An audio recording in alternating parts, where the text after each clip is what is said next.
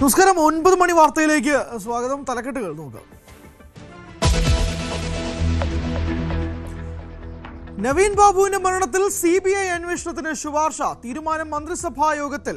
മകൾക്ക് ആശ്രിത നിയമനം നൽകും.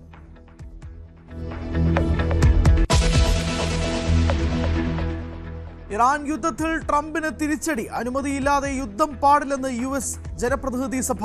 പ്രമേയത്തെ പിന്തുണച്ച് 4 റിപ്പബ്ലിക്കൻ അംഗങ്ങളും. ഹോർമുസിൽ അമേരിക്കൻ പടക്കപ്പൽ ആക്രമിച്ചെന്ന് ഇറാൻ.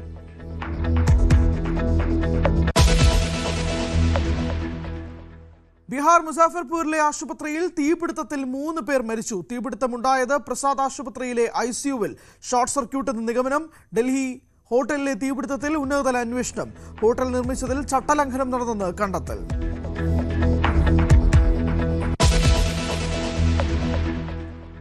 സംസ്ഥാനത്തെ സാമ്പത്തിക സ്ഥിതി വ്യക്തമാക്കുന്ന ധവളപത്രം ഇന്ന് നിയമസഭയിൽ. സാമ്പത്തിക പരിഷ്കരണ നിർദ്ദേശങ്ങൾക്ക് സർക്കാർ. നന്ദി പ്രമേയ ചർച്ച പൂർത്തിയാകും.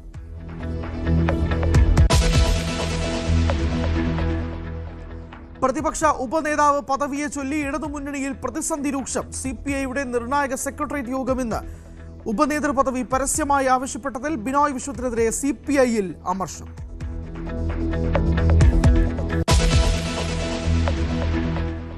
ഓപ്പറേഷൻ തൂഫാനിൽ നടപടികൾ കടുപ്പിച്ച് സർക്കാർ. കൊച്ചിയിൽ വൻ ലഹരിമരുന്ന് വേട്ട. 100ഓളം റെയ്ഡുകളിൽ 37 പേർ അറസ്റ്റിൽ. തൃക്കാക്കരയിലെ ഫ്ളാറ്റിൽ ലഹരിമരുന്ന് ഇടപാടുകാരിൽ നിന്ന് ആഡംബര കാറും 1 ലക്ഷം രൂപയും പിടിച്ചെടുത്തു.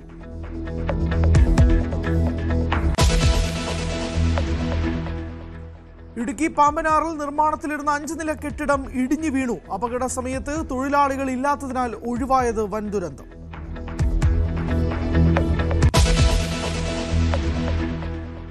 സംസ്ഥാനത്ത് ഇന്നു മുതൽ മഴ കനക്കും. 8 ജില്ലകളിൽ ഓറഞ്ച് അലർട്ട്. മണിക്കൂറിൽ 50 കിലോമീറ്റർ വരെ കാറ്റിന് സാധ്യത.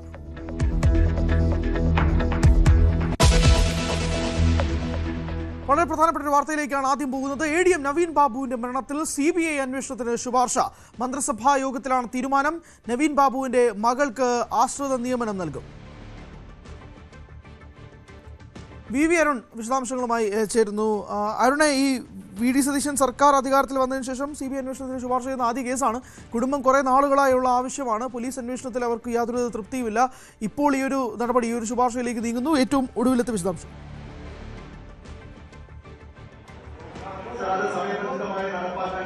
ഹരി, ADM നവീൻ ബാബുവിന്റെ മരണം വലിയ രാഷ്ട്രീയ വിവാദമുണ്ടാക്കിയ ഒന്നാണ്. CPMന്റെ ജില്ലാ നേതാവ് കൂടിയായിരുന്ന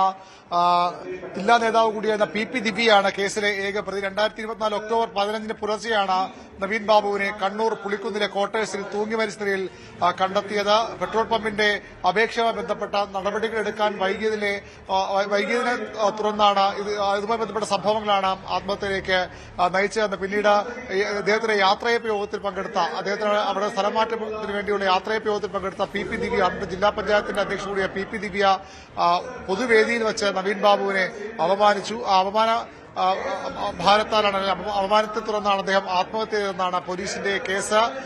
അതിൽ CPMന്റെ പ്രാദേശിക ജില്ലാ നേതാവ് കൂടിയായ PP ദിവ്യ, ജില്ലാ പഞ്ചായത്ത് ദിവ്യയായിരുന്നു ആ കേസിലെ പ്രതി. CPM വലിയ വിമർശനം ഏറ്റുവാങ്ങിയ ഒന്നാണ്. അന്നു മുതൽ നവീൻ ബാബുവിന്റെ ഭാര്യ, കുടുംബം CBI അന്വേഷണമെന്ന ആവശ്യവുമായി കോടതിയിൽ സർക്കാരിനെ ആദ്യം സമീപിച്ചു. സർക്കാർ അതിന് അനുകൂല നിലപാടെടുത്തില്ല. കോടതിയിൽ പോയി. കോടതിയിൽ നിന്നും അതിൽ തിരിച്ചടിയാണ് അദ്ദേഹത്തിന്റെ കുടുംബത്തിന് നേരിട്ടത്. പക്ഷേ VD സതീശൻ സർക്കാർ വന്ന ശേഷം അതേ നിവേദനവുമായി അവർ സർക്കാരിനെ, മുഖ്യമന്ത്രിയെ സമീപിച്ചു. ആ അപേക്ഷയിലാണ് VD സതീശൻ സർക്കാർ ലഭിച്ച അപേക്ഷയിന്മേലാണ് ഇപ്പോൾ അനുകൂല തീരുമാനമുണ്ടായിരിക്കുന്നത്. മന്ത്രിസഭാ യോഗം നവീൻ ബാബുവിന്റെ മരണം CBI അന്വേഷണത്തിന് വിടാനുള്ള ശുപാർശ നൽകിയിരിക്കുന്നു. CBI അന്വേഷണ ശുപാർശ നൽകിയിരിക്കുന്നു. ഇതിൽ തീരുമാനമെടുക്കേണ്ടത് CBI ആണ്, കേന്ദ്ര സർക്കാരാണ്. കേന്ദ്ര പേഴ്സണൽ മന്ത്രാലയത്തിലാണ് സംസ്ഥാന സർക്കാർ അപേക്ഷ ശുപാർശ നൽകേണ്ടത്. അത് പരിഗണിച്ചുകൊണ്ട് കേന്ദ്ര സർക്കാർ തീരുമാനമെടുക്കും. ഈ കേസിൽ CBI അന്വേഷണം വേണമോ വേണ്ടയോ എന്ന കാര്യത്തിൽ 2 വഴിയാണ് CBI അന്വേഷണങ്ങൾക്ക് ഉള്ളത്. ഒന്ന്, ഹൈക്കോടതി തീരുമാനിക്കണം, ഹൈക്കോടതി നിർദ്ദേശിക്കണം. അല്ലെങ്കിൽ സംസ്ഥാന സർക്കാർ ശുപാർശ ചെയ്യണം. ഇതിൽ 2ാമത്തെ വഴിയാണ്. സംസ്ഥാന സർക്കാർ ശുപാർശയാണ് ഇപ്പോൾ നവീൻ ബാബുവിന്റെ മരണവുമായി ബന്ധപ്പെട്ടുണ്ടായിരിക്കുന്നത്. അന്തിമ തീരുമാനമെടുക്കേണ്ടത് കേന്ദ്ര സർക്കാരാണ്, CBI ആണ്. ഏതായാലും സർക്കാരിന്റെ ഭാഗത്ത് ഒരു രാഷ്ട്രീയ തീരുമാനം ഇവിടെ ഉണ്ടായിരിക്കുന്നു.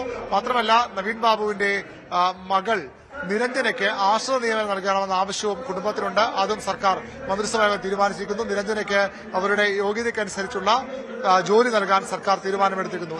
നവീൻ ബാബുവിന്റെ കുടുംബത്തിൽ ദീർഘനാളായുള്ള ആവശ്യമാണ് ഇപ്പോൾ വി ഡി സതീശൻ സർക്കാർ അധികാരത്തിൽ വന്ന ആഴ്ചകൾ മാത്രം പിന്നിടുമ്പോൾ നടപ്പാക്കുന്നത്.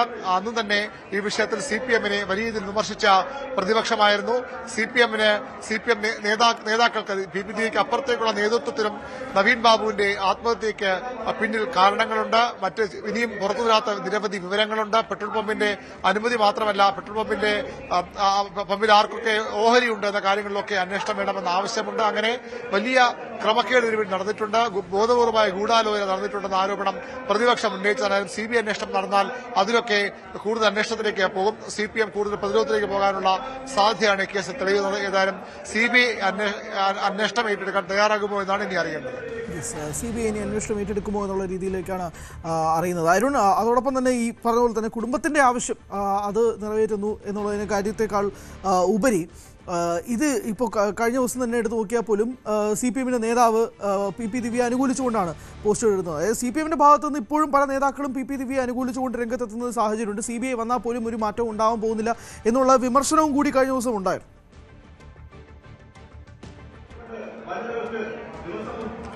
PPTVയെ CPM ജില്ലാ കമ്മിറ്റിയിൽ നിന്ന് ആദ്യം ജില്ലാ പഞ്ചായത്ത് അധ്യക്ഷ സ്ഥാനത്ത് നിന്ന് ഒഴിവാക്കി, പിന്നീട് ജില്ലാ കമ്മിറ്റിയിൽ നിന്ന് മാറ്റി നിർത്തി. അതിനുശേഷം അവരുടെ ഘടകമായിരുന്ന അവരുടെ പോഷക സംഘടനയായിരുന്ന ജനാധിപത്യ മഹിളാ അസോസിയേഷൻ അതിന്റെ അംഗത്വത്തിൽ നിന്നും അവരെ മാറ്റി നിർത്തി നടപടിയൊക്കെ CPM സ്വീകരിച്ചു. പക്ഷെ ഇപ്പോഴും ഈ വിഷയത്തിൽ CBI അന്വേഷണം CPM ആഗ്രഹിക്കുന്നില്ല. അതെന്തുകൊണ്ടാണെന്ന് CPI നേതാക്കൾ വ്യക്തമാക്കേണ്ടതുണ്ട്. നേരത്തെ ഈ അന്വേഷണ നീക്കവുമായി സർക്കാർ മുന്നോട്ട് പോകുമ്പോഴും CPM ജില്ലാ സെക്രട്ടറി അടക്കമുള്ളവർ, അതുപോലെ സംസ്ഥാന സെക്രട്ടറി MP ജയൻ അടക്കമുള്ളവർ ഈ വിഷയത്തിൽ CBI എതിർത്താണ് രംഗത്ത് വന്നത്. CBI അന്വേഷണം രാഷ്ട്രീയ പ്രേരിത നിലപാടാണ് CPM ഇപ്പോഴും സ്വീകരിക്കുന്നത്. സ്വാഭാവികമായും അത് സംശയങ്ങൾക്ക് ഇട നൽകുന്നതാണ്. കോൺഗ്രസ് ആരോപിക്കുന്നത് ദിവ്യയ്ക്ക് അപ്പുറത്തേക്കുള്ള ചില പേരുകൾ ഇതുമായി ബന്ധപ്പെട്ട് പുറത്തു വരാനുണ്ട്.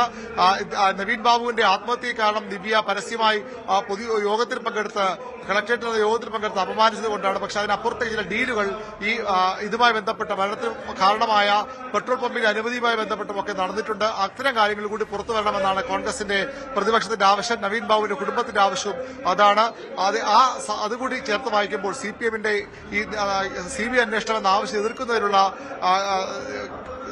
എന്തുകൊണ്ട് എതിർക്കുന്ന ചോദ്യവും പ്രസക്തമാവുകയാണ്. ഏതായാലും കൂടുതൽ ആളുകൾ ഇതിലേക്ക് പ്രതികരിക്കപ്പെടും. കൂടുതൽ ആളുകൾ പേരുകൾ പുറത്തുവരുമെന്ന പ്രതീക്ഷയാണ് നവീൻ ബാബുവിന്റെ കുടുംബത്തിനും അതുപോലെ തന്നെ അവരെ പിന്തുണയ്ക്കുന്ന UDFനും ഒക്കെ ഉള്ളത്. യെസ് അരുൺ, അതോടൊപ്പം തന്നെ ഈ ധവളപത്രവുമായി ബന്ധപ്പെട്ടുള്ള ഏറ്റവും പ്രധാനപ്പെട്ട കാര്യം ധവളപത്രത്തിനും മന്ത്രിസഭയുടെ അംഗീകാരം കിട്ടുന്നൊരു സാഹചര്യമുണ്ട്. അംഗീകാരം കിട്ടുമ്പോൾ തന്നെ സ്വാഭാവികമായിട്ടും LDFന്റെ ഭാഗത്തു നിന്നൊരു ബദൽ നീക്കത്തിന് സാധ്യതയുണ്ട്. 2011 നമ്മൾ കണ്ടതാണ്. ആ ഒരു സാധ്യതയിലേക്കും കൂടി കാര്യങ്ങൾ നീങ്ങുമെന്ന് വേണോ കണക്കാക്കാൻ? സംസ്ഥാനത്തിന്റെ സാമ്പത്തിക സ്ഥിതി വ്യക്തമാക്കുന്ന ധവളപത്രത്തിനാണ് മന്ത്രിസഭാ യോഗം അംഗീകാരം നൽകിയത്. ആ ധവളപത്രം അല്പസമയത്തിനകം നിയമസഭയിൽ ടേബിൾ ചെയ്യുമ്പോൾ നിയമസഭാ നടപടികൾ ആരംഭിച്ചു. ശൂന്യവേളയിൽ ശ്രദ്ധ ക്ഷണിക്കലാണ് ഇപ്പോൾ പുരോഗമിക്കുന്നത്. അതിന് ശേഷം ധവളപത്രം സഭയിൽ വയ്ക്കും. ഏറ്റവും പ്രധാനപ്പെട്ട കാര്യം നടപടിക്രമം അത് തന്നെയാണ്.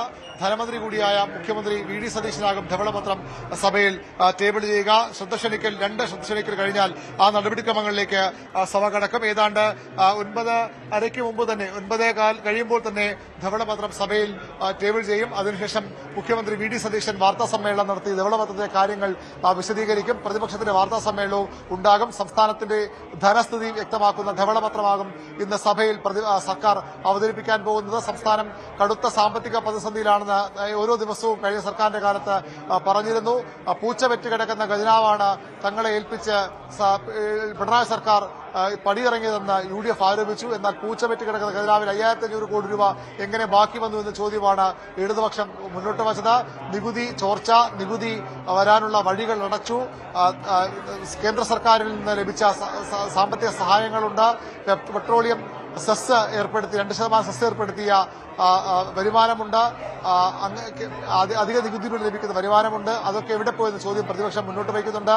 ഈ ധവളപത്രം വിസ്മയമായി മാറുമെന്ന മുൻ പ്രതിപക്ഷ നേതാവ് കൂടിയായ മുഖ്യമന്ത്രി VD സതീശൻ നേരത്തെ വ്യക്തമാക്കിയിരുന്നു. ഏതായാലും എന്താണ് സംസ്ഥാനത്തെ യഥാർത്ഥ സാമ്പത്തിക സ്ഥിതി, LDF ഭരണകാലത്ത് സംസ്ഥാനത്തെ ഖജനാവിന്റെ അവസ്ഥ എന്തായിരുന്നു, എങ്ങനെയൊക്കെ അതിൽ നികുതി ചോർച്ചയുണ്ടായി, അത് സർക്കാരിന്റെ പിടിപ്പുകേട് എന്തൊക്കെയാണ്, എന്തൊക്കെ ക്രമവിരുദ്ധമായ കാര്യങ്ങൾ നടന്നിട്ടുണ്ടെന്ന കാര്യത്തിലൊക്കെ ധവളപത്രം വ്യക്തത വരുത്തും.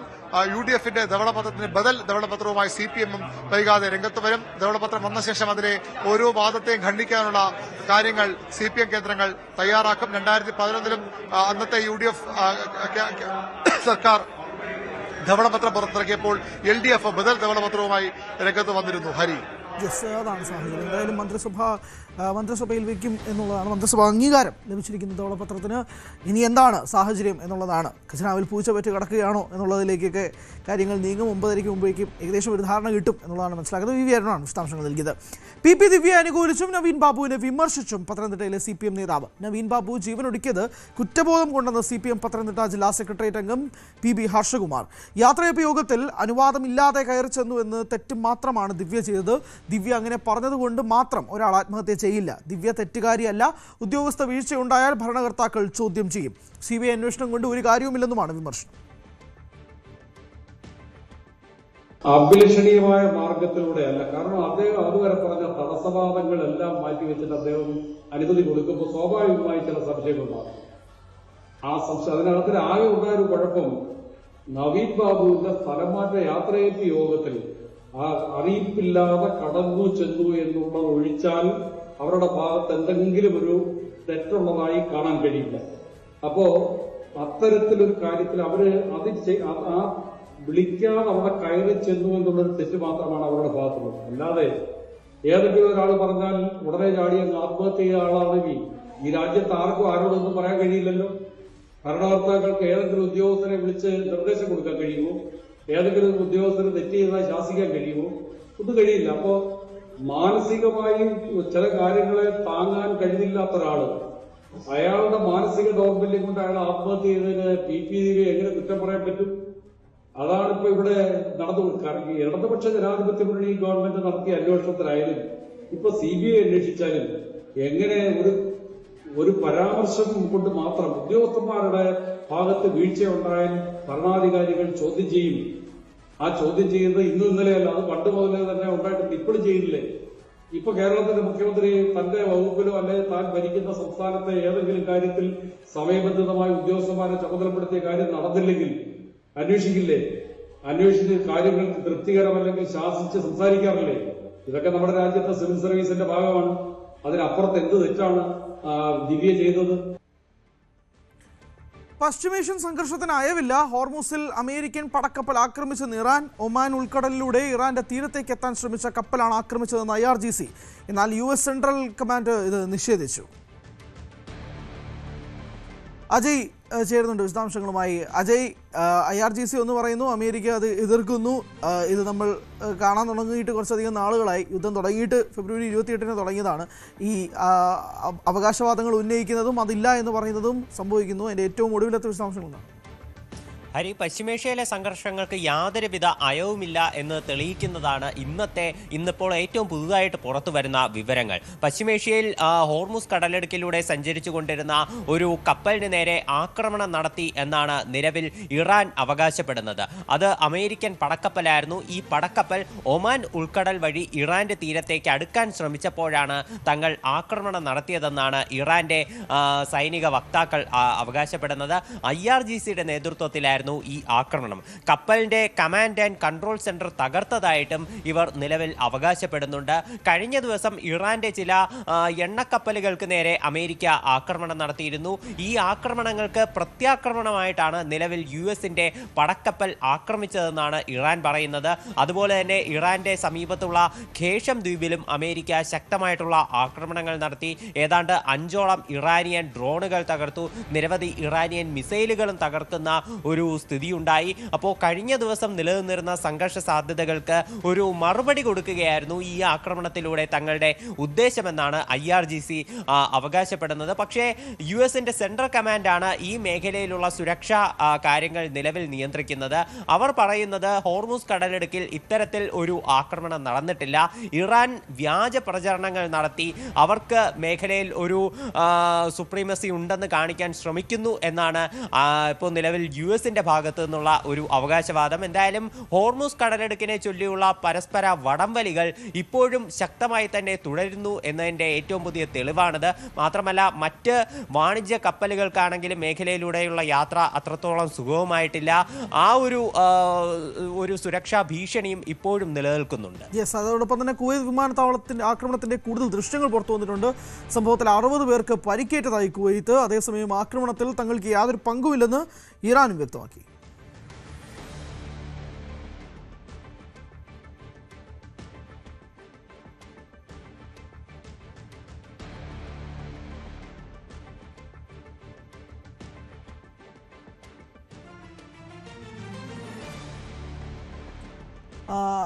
അജയ്, കുവൈത്ത് വിമാനത്താവളത്തിന്റെ ആക്രമണത്തിന്റെ ദൃശ്യങ്ങളാണ്. ഏകദേശം 63ഓളം പേർക്ക് പരിക്കേറ്റു എന്നാണ് മനസ്സിലാക്കുന്നത്. 2 കാര്യങ്ങളാണ്. ഒന്ന്, ഇത് ഇറാൻ നിഷേധിക്കുന്നുണ്ട്. 2, ഇറാൻ തന്നെ പറയുന്നത്, IRGC പറയുന്നത് ഇത് US-ന്റെ പ്രതിരോധ മിസൈലാണ് എന്നതാണ്. അതിനെപ്പറ്റി ഒരു വ്യക്തമായ സ്ഥിരീകരണം എത്തിയിട്ടുണ്ടോ? ഇപ്പോൾ നിലവിൽ നമുക്ക് സ്ഥിരീകരിക്കാവുന്ന വിവരങ്ങളെന്ന് പറഞ്ഞാൽ ഇറാന്റെ ആക്രമണം എന്നുള്ള രീതിയിൽ തന്നെയാണ്. കുവൈറ്റിന്റെ ആഭ്യന്തര മന്ത്രാലയം ഇക്കാര്യം സ്ഥിരീകരിച്ചിട്ടുള്ളതാണ്. അവരാണെങ്കിലും ഈ ഒരു കാര്യത്തെ ശക്തമായ ഭാഷയിൽ തന്നെ അപലപിച്ചുകൊണ്ട് രംഗത്ത് വന്നിട്ടുണ്ട്. ഇപ്പോൾ കുവൈറ്റിന്റെ ആഭ്യന്തര മന്ത്രാലയം പറയുന്നത് ഏതാണ്ട് 60ഓളം പേർക്ക് ഈ ആക്രമണത്തിൽ പരിക്കേറ്റിട്ടുണ്ട് എന്നതാണ്. ഇപ്പോൾ ഇന്ത്യയും ഈ ആക്രമണത്തെ ശക്തമായി അപലപിച്ചുകൊണ്ട് രംഗത്ത് വന്നിട്ടുണ്ട്. ഒരു ഇന്ത്യക്കാരൻ ഈ ആക്രമണത്തിൽ കൊല്ലപ്പെട്ടു, 12 ഇന്ത്യക്കാർക്ക് പരിക്കേറ്റതായിട്ടാണ് വിവരം. ഇതിൽ മലയാളികളും ഉൾപ്പെട്ടിട്ടുണ്ട് എന്നുള്ള വിവരങ്ങളുണ്ട്. അതുകൊണ്ട് തന്നെ ഇന്ത്യയും ഈ ആക്രമണത്തെ ശക്തമായി അപലപിക്കുകയാണ്. ഇറാന്റെ പേരെടുത്ത് വിമർശിച്ചിട്ടില്ലെങ്കിലും മേഖലയിൽ നിലനിൽക്കുന്ന സംഘർഷ സാധ്യതകളിൽ ജനവാസ മേഖലകളും അതുപോലെ തന്നെ സാധാരണക്കാരെയും ലക്ഷ്യം വയ്ക്കുന്ന ഇത്തരം ആക്രമണങ്ങൾ അവസാനിപ്പിക്കണം. ഇത് ഒരിക്കലും ന്യായീകരിക്കാൻ സാധിക്കില്ല എന്ന് ഇന്ത്യയുടെ വിദേശകാര്യ മന്ത്രാലയം അറിയിച്ചിട്ടുണ്ട്. അതുപോലെ മേഖലയിലുള്ള തദ്ദേശീയ ഭരണ നിർവഹണ മേഖലകളുമായിട്ട് നിരന്തരം ബന്ധം പുലർത്തിക്കൊണ്ടിരിക്കുകയാണ്. ഇന്ത്യക്കാരുടെ സുരക്ഷയെ സംബന്ധിച്ചുള്ള ആശങ്കകൾ കുവൈറ്റുമായി പങ്കുവച്ചിട്ടുണ്ടെന്നെല്ലാം ഈ വിദേശകാര്യ മന്ത്രാലയം പുറത്തിറക്കിയ പ്രസ്താവനയിൽ പറയുന്നു. ഇറാന്റെ ആക്രമണത്തിനെതിരെ GCC രാജ്യങ്ങളും ഒന്നിച്ചു വരുന്ന ഒരു കാര്യമാണ് നമുക്കിവിടെ കാണാനാകുന്നത്. സംയുക്തമായി ഇറാനെതിരെ ഒരു പ്രസ്താവനയും അവർ പുറത്തിറക്കിയിട്ടുണ്ട്. എന്നാൽ ഈ ആക്രമണത്തിൽ നിന്ന് തങ്ങളുടെ പങ്കിനെ ഒഴിവാക്കാനുള്ള ഒരു ശ്രമത്തിലാണ് ഇറാൻ. ഈ ആക്രമണത്തിൽ ഇറാന് യാതൊരുവിധ പങ്കുമില്ല എന്നാണ് IRGC അവകാശപ്പെടുന്നത്. IRGC പറയുന്നത് അമേരിക്കയുടെ മിസൈൽ ഡിഫൻസ് സിസ്റ്റമായിട്ടുള്ള പേട്രിയറ്റ് സംവിധാനത്തിന് വന്നിട്ടുള്ള തകരാർ കാരണമാണ് ഈ ആക്രമണം ഉണ്ടായതെന്നാണ് അവരുടെ അവകാശവാദം. അല്ലാതെ ഇറാന്റെ യാതൊരുവിധ മിസൈലുകളും പതിച്ചിട്ടില്ല എന്ന് IRGC പറയുന്നു. അതുപോലെ ഇറാന്റെ വിദേശകാര്യ വക്താവായിട്ടുള്ള അബ്ബാസ് അരക്ചി പറയുന്നത് ഗൾഫ് മേഖലയിൽ തങ്ങൾ യാതൊരുവിധ ആക്രമണത്തിന് മുതിർന്നിട്ടില്ല, അമേരിക്കയുടെ ആക്രമണങ്ങളെ പ്രതിരോധിക്കുക മാത്രമാണ് ഇറാൻ ചെയ്തിട്ടുള്ളത്, അത് ഇനിയും അങ്ങോട്ട് തുടരും എന്നാണ് അബ്ബാസ് അരക്ചി പറയുന്നത്. ഇപ്പോൾ എന്തായാലും ഇറാൻ നിലവിൽ ഇതിൽ നിന്ന് കൈയൊഴിഞ്ഞിട്ടുണ്ട്. പക്ഷേ ഇപ്പോൾ പശ്ചിമേഷ്യയിൽ നിന്ന് സ്ഥിരീകരിക്കാവുന്ന മറ്റ് റിപ്പോർട്ടുകൾ കുവൈറ്റിൻ്റെ ആണെങ്കിലും ബഹ്റൈൻ്റെ ആണെങ്കിലും ആഭ്യന്തര മന്ത്രാലയവും അവരുടെ പ്രതിരോധ മന്ത്രാലയവും പുറത്തുവിട്ടിട്ടുള്ള റിപ്പോർട്ടുകൾ അനുസരിച്ച് ഒരു ഇറാനിയൻ മിസൈലിൻ്റെ ആക്രമണം തന്നെയായിരുന്നു ഇത്. ഈ കുവൈറ്റിന് നേരെ നടന്നിട്ടുള്ള മിസൈൽ ആക്രമണം മാത്രമല്ല, ബഹ്റൈനെതിരെ 3 മിസൈലുകൾ കഴിഞ്ഞ ദിവസം ഇറാൻ തൊടുത്തുവിട്ടിരുന്നു. യെസ്, എന്തായാലും ഇറാൻ ഈ ആക്രമണം നിഷേധിക്കുകയാണ്. തങ്ങളുടെ ഭാഗത്തുനിന്ന് ഉണ്ടായിട്ടുള്ളതല്ല എന്നാണ് IRGC പറയുന്നത്. എന്തായാലും US-ഉമായുള്ള സമാധാന ചർച്ചയിൽ യാതൊരു പുരോഗതിയും ഇല്ലെന്ന് ഇറാന്റെ വിദേശകാര്യമന്ത്രി അബ്ബാസ് അരക്ചി. എന്നാൽ ഈ വാരാന്ത്യത്തോടെ ഒരു കരാറുണ്ടാകും എന്നാണ് ട്രംപിന്റെ അവകാശവാദം. ചർച്ചയിൽ നല്ല പുരോഗതി ഉണ്ടെന്നും അദ്ദേഹം പറഞ്ഞു. Some people would say they were slightly provoked because we took a strong action for a different reason. So they were reciprocating it. Mr. President, can you explain why the negotiation itself has gone very well, actually. Very well. Mr. President, It could happen. I mean, if it happens, and it might not happen, who knows? But if it happens, it could happen like over the weekend. Ajay, Trump ഇത് തന്നെയാണ് പറയുന്നത്. ഇടയ്ക്ക് ചെറിയൊരു പ്രശ്നം ഉണ്ടായെങ്കിൽ പോലും ശുഭസൂചനയാണ്, ചർച്ചയ്ക്ക് ഉണ്ടാവും, ഈ വാരാന്ത്യത്തോടു കൂടി തന്നെ ഉണ്ടാവുമെന്നാണ് പറയുന്നത്. പക്ഷേ ഇറാൻ അങ്ങനെയൊന്നുമല്ല പറയുന്നത്. അങ്ങനെയൊന്നും സംഭവിച്ചിട്ടേ ഇല്ല എന്നാണ് പറയുന്നത്. ട്രംപിൻ്റെ വീണ്ടും ഒരു കള്ളമായിട്ട് തന്നെ ഇത് എടുക്കേണ്ടി വരുമോ? ട്രംപ് പറഞ്ഞ വാക്കുകളിൽ പല കാര്യങ്ങൾ വിലയിരുത്തേണ്ടതുണ്ട്. അതിൽ ഏറ്റവും പ്രധാനപ്പെട്ട കാര്യം ഈ കുവൈറ്റിന് നേരെ നടന്നിട്ടുള്ള ആക്രമണത്തെ പറ്റി മാധ്യമപ്രവർത്തകർ ചോദ്യം ചോദിച്ചിരുന്നു. എന്നാൽ അതിനെ ഒരു നിസ്സാരവൽക്കരിക്കുന്ന തരത്തിലുള്ള വാക്കുകളാണ് ട്രംപിൽ നിന്നുണ്ടായത്. ട്രംപ് പറഞ്ഞത് മേഖലയിൽ ഇറാന്റെ ഭാഗത്തു നിന്നുണ്ടായ ചെറിയ പ്രകോപനങ്ങൾക്ക് അമേരിക്ക തക്കതായിട്ടുള്ള തിരിച്ചടി നൽകിയിട്ടുണ്ട്. എന്നാൽ ഇത് വലിയ തരത്തിലുള്ള ഒരു ആക്രമണമായിരുന്നില്ല.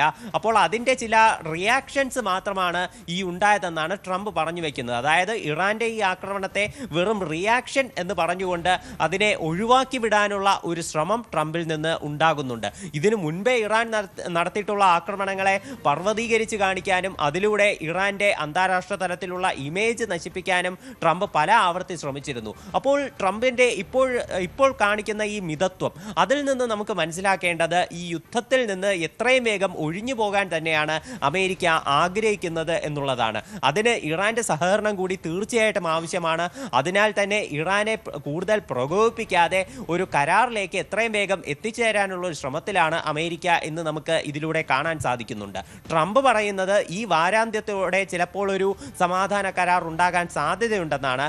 ചർച്ചകൾ നല്ല രീതിയിൽ പുരോഗമിക്കുന്നു എന്നുമാണ് ട്രംപ് പറഞ്ഞു വയ്ക്കുന്നത്. പക്ഷേ ഇറാന്റെ വിദേശകാര്യമന്ത്രിയായിട്ടുള്ള അബ്ബാസ് അരക്ചി പറയുന്ന മറ്റൊന്നാണ്. അബ്ബാസ് അരക്ചി വ്യക്തമാക്കുന്നത് അമേരിക്കയുമായിട്ടുള്ള ചർച്ചകളിൽ യാതൊരു പുരോഗതിയുമില്ല.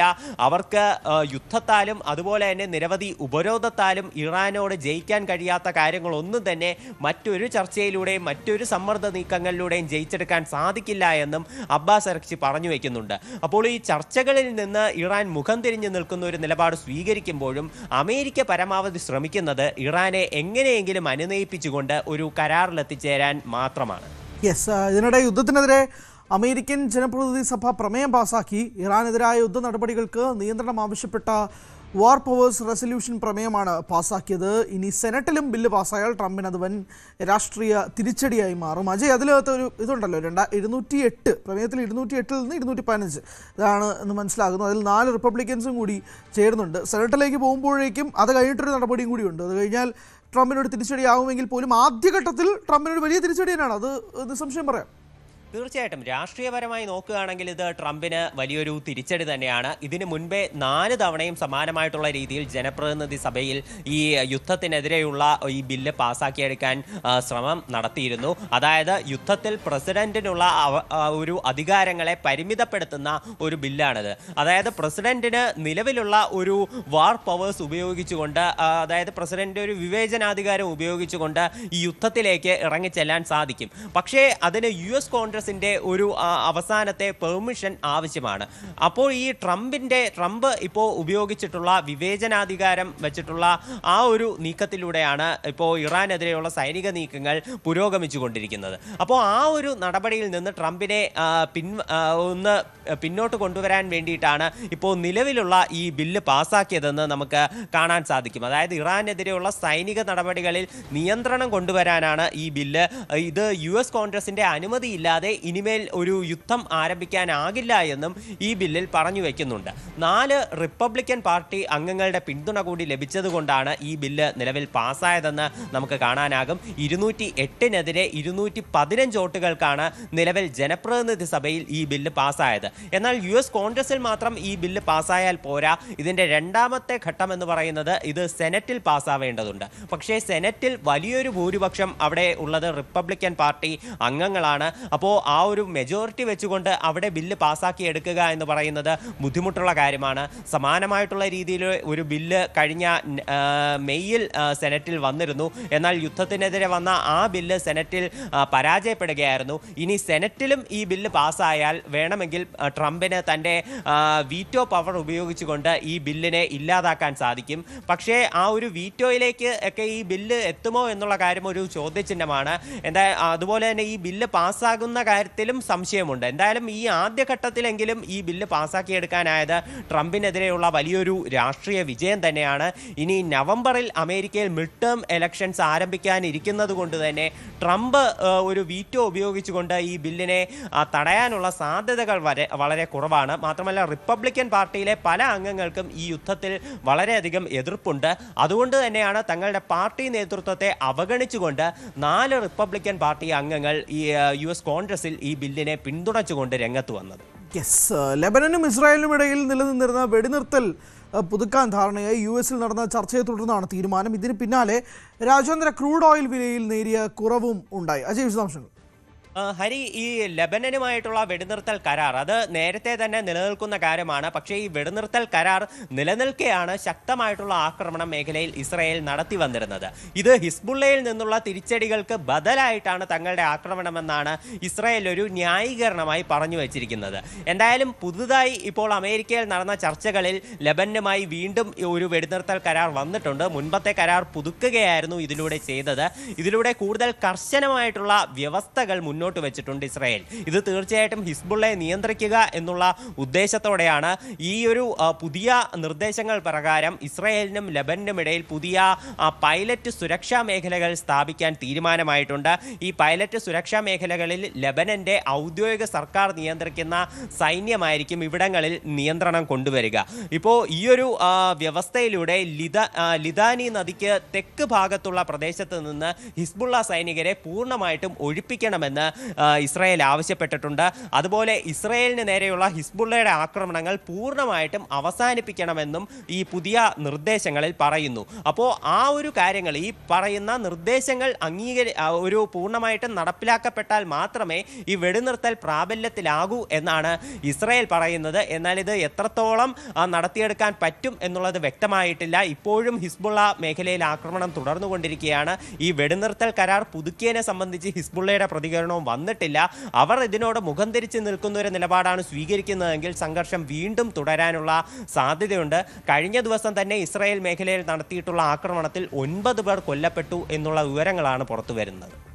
എന്തായാലും അജയാണ് വിശദമായിട്ട് ഓരോ ഘട്ടമായിട്ട് വിശദാംശങ്ങൾ നൽകിയത്. ബീഹാറിൽ സ്വകാര്യ ആശുപത്രിയിൽ ഉണ്ടായ തീപിടുത്തത്തിൽ 3 പേർ മരിച്ചു. മുസാഫർപൂരിലെ പ്രസാദ് ആശുപത്രിയിൽ ICUവിലാണ് തീപിടുത്തം ഉണ്ടായത്. ഷോർട്ട് സർക്യൂട്ടാണ് തീപിടുത്തത്തിന് കാരണമെന്ന് സംശയിക്കുന്നു. പുലർച്ചെയാണ് തീപിടുത്തം ഉണ്ടായത്. രോഗികളെ സമീപത്തെ ആശുപത്രികളിലേക്ക് മാറ്റി. 5ാം നിലയായതിനാൽ രക്ഷാപ്രവർത്തനം ദുഷ്കരവുമായി. ഡൽഹി മാളവ്യ നഗറിലെ ഹോട്ടലിലെ തീപിടുത്തത്തിൽ ഉന്നതതല അന്വേഷണം. അപകടത്തിൽ മരിച്ച വിദേശികളുടെ മൃതദേഹം ഇന്ന് മുതൽ അവരുടെ രാജ്യങ്ങളിലേക്ക് അയക്കും. അതേസമയം ഹോട്ടൽ നിർമ്മിച്ചതിൽ ചട്ടലംഘനം നടന്നതായി സ്ഥിരീകരിച്ചു. 6 മുറികൾക്ക് അനുമതിയുള്ള ഹോട്ടലിൽ 25 മുറികൾ നിർമ്മിച്ചിരുന്നു. ചട്ടങ്ങൾ ലംഘിച്ചുള്ള നിർമ്മാണത്തിൽ കൈക്കൂലി ഇടപാട് നടന്നിട്ടുണ്ടെന്ന് ദില്ലി പോലീസ് പറയുന്നു. അതിനാൽ അന്വേഷണം ഡൽഹി മുനിസിപ്പൽ കോർപ്പറേഷൻ ഉദ്യോഗസ്ഥരിലേക്കും നീങ്ങും. കുറ്റക്കാർക്കെതിരെ കർശന നടപടി ഉണ്ടാകുമെന്നാണ് ഡൽഹി സർക്കാർ വ്യക്തമാക്കുന്നത്. 21 പേർ മരിച്ചതിൽ 9 പേർ ഇന്ത്യക്കാരാണ്. മറ്റുള്ളവർ ആഫ്രിക്കൻ രാജ്യങ്ങളിൽ നിന്ന് ഇന്ത്യയിൽ ചികിത്സയ്ക്ക് എത്തിയവരായിരുന്നു. തീപിടുത്തത്തിൽ മരിച്ചവരിൽ ഒരു കുടുംബത്തിലെ 8 പേരും ഉൾപ്പെടും. ഇടുക്കി പാമ്പനാറിൽ ബഹുനില കെട്ടിടം ഇടിഞ്ഞു വീണു. നിർമ്മാണത്തിലിരുന്ന 5 നില കെട്ടിടമാണ് നിലം പതിച്ചത്. ആളപായമില്ല.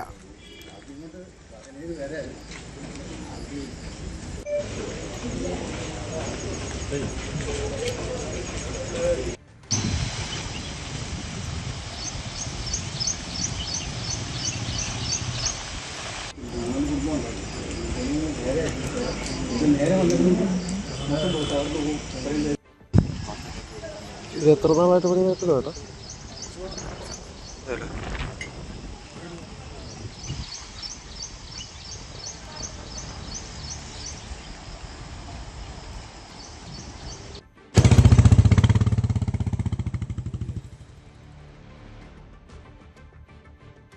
ഇപ്പോഴത്തെ ധവളപത്രം നിയമസഭയിൽ വെച്ചിരിക്കുന്നു. തത്സമയ ദൃശ്യങ്ങളിലേക്ക് നേരെ പോവാം. ഓഫീസിൽ ഗുണഭോക്താക്കളോ പൊതുജനങ്ങളോ പരാതി സമർപ്പിച്ചിട്ടില്ല. ആയതിന്റെ വസ്തുത മനസ്സിലാക്കുന്നതിനായി ബന്ധപ്പെട്ട ജനപ്രതിനിധികളോടും പഞ്ചായത്ത് പ്രസിഡന്റിനോടും വിവരങ്ങൾ അന്വേഷിച്ചതിൽ മേൽപ്പറഞ്ഞ വാർഡുകളിലെ ക്ഷേമ പെൻഷൻ വിതരണം പുൽപ്പറ്റ സർവീസ് സഹകരണ ബാങ്ക് മുഖേനയാണ് നടപ്പാക്കുന്നതെന്നും പെൻഷൻ വിതരണ ചുമതലയുള്ള ജീവനക്കാരന് പനി ബാധിച്ചതിനാൽ വീടുകളിൽ കയറി പെൻഷൻ വിതരണം നടത്തുന്നതിന് ബുദ്ധിമുട്ടുണ്ടായിരുന്നുവെന്നും അറിയാൻ സാധിച്ചു. ഇതിനെ തുടർന്ന് ഗുണഭോക്താക്കളുടെ അഭിപ്രായ പ്രകാരം അവിടെയുള്ള തെരഞ്ഞെടുപ്പ് കമ്മിറ്റി ഓഫീസിന്റെ മുൻവശത്ത് വെച്ച് പെൻഷൻ വിതരണം ആരംഭിക്കുകയും പ്രതികൂല കാലാവസ്ഥയെ തുടർന്ന് ഗുണഭോക്താക്കളുടെ ആവശ്യാർത്ഥം പിന്നീട് സമീപത്തെ മുറിയിലേക്ക് മാറ്റുകയാണ് എന്നും അറിയുന്നു. പ്രസ്തുത മുറി തെരഞ്ഞെടുപ്പ് കാലഘട്ടത്തിൽ UDF കമ്മിറ്റി ഓഫീസായി പ്രവർത്തിച്ചിരുന്നുവെങ്കിലും തെരഞ്ഞെടുപ്പിന് ശേഷം അത്തരത്തിൽ പ്രവർത്തിച്ചിരുന്നില്ല എന്നും അറിയുന്നു. മുൻവശത്തെ ബോർഡ് നീക്കം ചെയ്യാതിരുന്നതിനാലാണ് ഇത്തരമൊരു ആരോപണം ഉയർന്നതെന്ന് പഞ്ചായത്ത് പ്രസിഡന്റിൽ നിന്നും അറിയാൻ സാധിച്ചു. ഇപ്രകാരം പെൻഷൻ വിതരണം ചെയ്തത് ശരിയായില്ല എന്ന് ബോധ്യപ്പെട്ടതിനെ തുടർന്ന് പെൻഷൻ വിതരണം നടത്തിയ പ്രസ്തുത ജീവനക്കാരനെ പെൻഷൻ വിതരണ ചുമതലകളിൽ നിന്ന് നീക്കം ചെയ്തതായും ചുമതല മറ്റു ജീവനക്കാർക്ക് വീതിച്ച് നൽകിയതായും സഹകരണ സംഘം അസിസ്റ്റന്റ് രജിസ്ട്രാർ റിപ്പോർട്ട് ചെയ്തിട്ടുണ്ട്. ഇതൊരു ഒറ്റപ്പെട്ട സംഭവം മാത്രമാണ് എന്നിരിക്കലും ആയത് ആവർത്തിക്കാതിരിക്കാനുള്ള നിർദ്ദേശം നൽകിയിട്ടുണ്ട്. തീർച്ചയായിട്ടും ചോദ്യം. സർ, സ്വജനപക്ഷപാതവും അധികാര ദുർവിനിയോഗവും നടന്നു എന്ന് കൃത്യമായി ഇതിൽ നിന്ന് മനസ്സിലാക്കാവുന്നതാണ്. ഇത്തരത്തിലുള്ള സംഭവങ്ങൾ ആവർത്തിക്കാതിരിക്കാൻ ആവശ്യമായിട്ടുള്ള ശക്തമായ നടപടി ഡാൻ കുര്യൻ ചേരുന്നുണ്ട് വിശദാംശങ്ങളുമായി. ഡാന് ചട്ടപ്രകാരമല്ല സഭയിൽ ധവളപത്രം വെച്ചതെന്നാണ് KN ബാലഗോപാൽ പറയുന്നത്. പക്ഷേ അത് പുറത്തു വരട്ടെ, സത്യങ്ങൾ നുണ പറയുന്നത് മാറും എന്നതും പറയുന്നുണ്ട്. കൃത്യമായി വാദപ്രതിവാദങ്ങൾ നടക്കുകയാണ്. കൂടി നടപടി സ്വീകരിക്കുമോ എന്നുള്ളതാണ് ചോദ്യം. ബഹുമാനപ്പെട്ട മന്ത്രി, വലിയ വാദപ്രതിവാദങ്ങൾക്കാണ് ധവളപത്രം വെച്ചതുമായി ബന്ധപ്പെട്ട നടപടിക്രമങ്ങൾ ഭരണ പ്രതിപക്ഷ അംഗങ്ങൾ തമ്മിലുള്ള നേർക്കുനേർ വാക്പോരിലേക്ക് കടന്നിരിക്കുകയാണ്. മുഖ്യമന്ത്രി വ്യക്തമാക്കിയിരിക്കുന്നത് സംസ്ഥാന സർക്കാരിന്റെ അനുമതിയോടെ അല്ലെങ്കിൽ മന്ത്രിസഭയുടെ അംഗീകാരത്തോടെ ധനകാര്യ വകുപ്പാണ് ഇത് തയ്യാറാക്കിയിരിക്കുന്നത്. അതിൽ മറ്റ് അസ്വാഭാവികതകളൊന്നുമില്ല എന്നാണ്. പക്ഷേ ധവളപത്രം ഇറക്കുന്നതിൽ തെറ്റൊന്നുമില്ല. പക്ഷേ അത് പുറത്തുനിന്നല്ല ചെയ്യേണ്ടത്. ചട്ടപ്രകാരം അതിനൊരു രീതിയുണ്ട് എന്നായിരുന്നു അതിന് KN ബാലഗോപാൽ നൽകിയ മറുപടി. സംസ്ഥാനത്തിന്റെ ധനസ്ഥിതിയെക്കുറിച്ച് അറിയാനുള്ള അവകാശം പൊതുജനങ്ങൾക്കുണ്ട്. ആ രേഖയിൽ ഉൾപ്പെടുത്തിയിരിക്കുന്നത് പൊതുജന മധ്യത്തിലുള്ള കാര്യങ്ങൾ മാത്രമാണ്.